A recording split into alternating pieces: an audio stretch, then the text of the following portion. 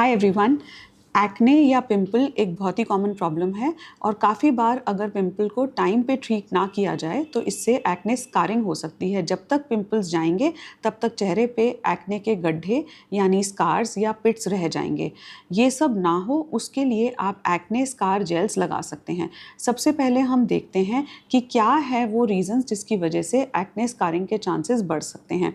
अगर एक्ने बहुत ज़्यादा है, नोडुलोसिस्टिक एक्ने है, आपको टाइम पे ट्रीट करने की ज़रूरत है लेकिन आपने एक्ने की क्रीम्स जेल्स सही टाइम पे यूज़ नहीं किए, आपके एक्ने बहुत ज़्यादा थे लेकिन आपको एंटीबायोटिक खाने की ज़रूरत थी पर आपने एंटीबायोटिक सही टाइम पे नहीं ली, या फिर आप एक्ने को पॉप कर रहे थे, आपने उसे सही तरीके से हील होने नहीं दिया, तो उससे भी एक्ने की स्कारिंग के चांसेस बढ़ जाएंगे।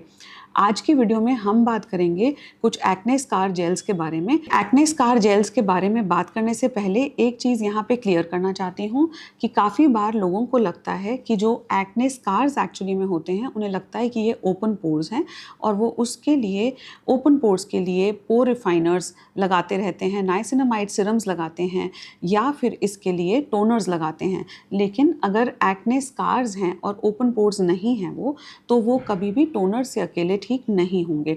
तो ऐसे में सही डायग्नोसिस की भी ज़रूरत है।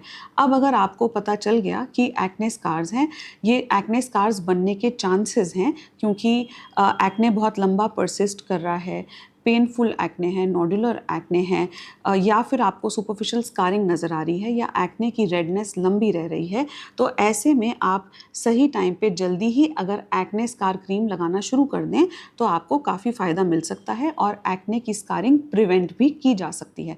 तो अब क्या है वो क्रीम्स जो आप ट्राई कर सकते हैं? इसमें 3 अलग अलग कैटेगरीज हैं। सबसे पहले तो ये क्रीम्स जिनमें सिलिकॉन है, एलियम सेपा है, हाइलुरोनिक एसिड है और एलेंटोइन है। तो ये जो कैटेगरी है एक्ने स्कार क्रीम्स की, ये इस तरह से काम करती है कि ये क्रीम्स लगाने से स्किन की हाइड्रेशन और इलास्टिसिटी बढ़ेगी, कोलेजन सिंथेसिस बढ़ेगी और वहाँ पे ग्रोथ फैक्टर्स प्रमोट होंगे, हीलिंग प्रमोट होगी। तो जैसे ही वुंड हीलिंग जल्दी होगी तो स्कारिंग के चांसेस और कम हो जाएंगे। इसके अलावा रेडनेस और इन्फ्लेमेशन को भी ये क्रीम्स कम करती हैं। तो ये सारे तरीके से ये स्कारिंग के चांसेस को प्रिवेंट करेंगी।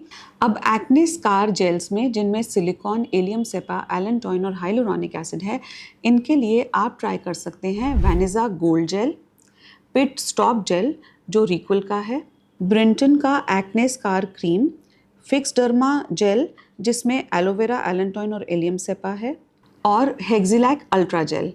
ये क्रीम्स सुबह शाम लगानी है और ये स्किन को हील करेंगी।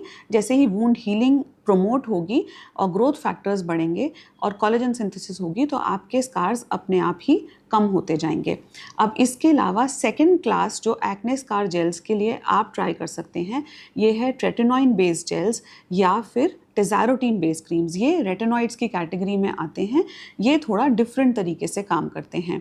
तो ये जेल्स ऐसे काम करते हैं कि ये डेड सेल टर्नओवर को बढ़ाते हैं, कोलेजन सिंथेसिस को प्रमोट करेंगे।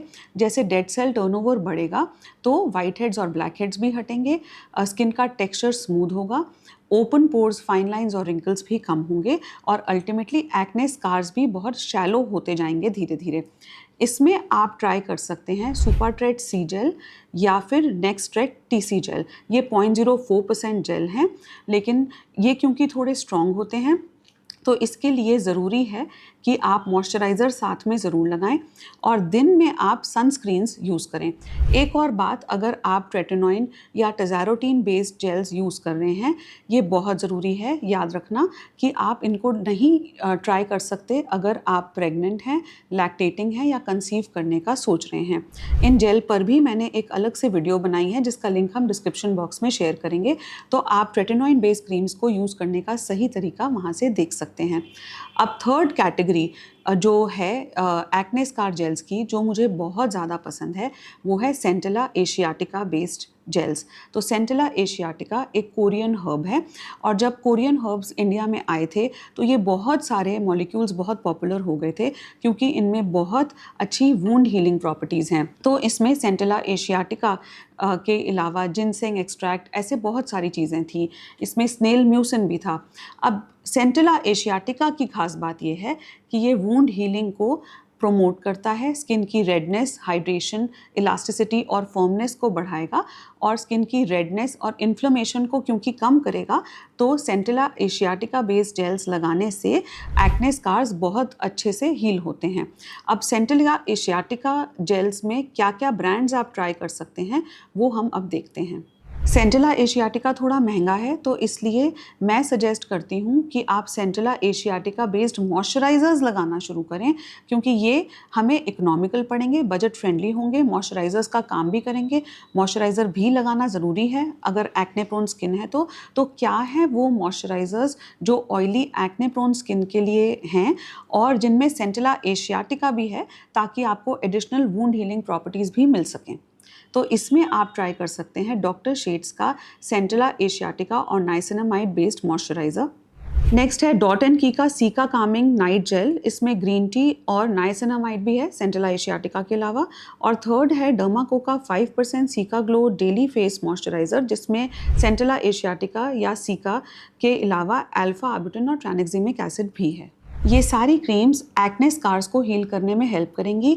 अगर आप एक्ने स्कार्स आपको लग रहा है कि बनने वाले हैं, अगर आप लेट हो गए, आपकी स्किन पूरी हील हो चुकी है, आपके एक्ने स्कार्स बहुत पुराने हैं, तो वो स्किन जुड़ चुकी है, अब ऐसे में जब उसमें हीलिंग नहीं हो रही तो ये स्कार के जेल्स लगाने से फ़ायदा नहीं मिलेगा। ऐसे में आपको लेज़र्स के लिए ऑप्ट करना पड़ेगा। तो अगर आपके एक्ने स्कार्स बहुत पुराने हैं तो आप CO2 लेज़र्स, MNRF, अर्बियम याग, अर्बियम ग्लास, ये सब टेक्नोलॉजीज़ के लिए ऑप्ट कर सकते हैं और इन टेक्नोलॉजीज़ के साथ आप ये स्कार जेल्स यूज़ कर सकते हैं। I hope the video was informative. Skin और हेयर केयर से और इन्फॉर्मेटिव कंटेंट के लिए आप हमें यूट्यूब और इंस्टाग्राम पे फॉलो कर सकते हैं।